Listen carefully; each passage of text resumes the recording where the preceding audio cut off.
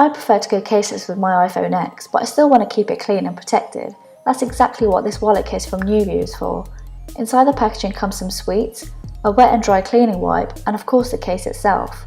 It's made of leather and has a card holder slot at the back, combining style with functionality, and inside is a how-to-use booklet made to look like an iPhone.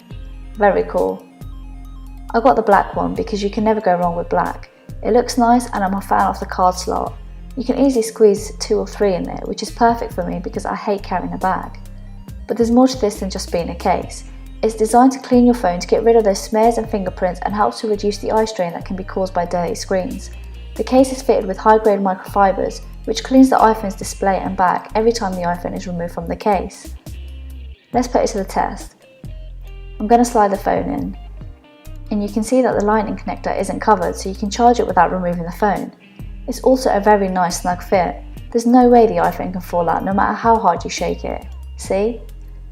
Right, now let's see how well the microfibers inside the case work. I'm just going to push out the iPhone from the slot at the bottom, and wow, so clean. The iPhone looks brand new, not a single fingerprint or smudge in sight.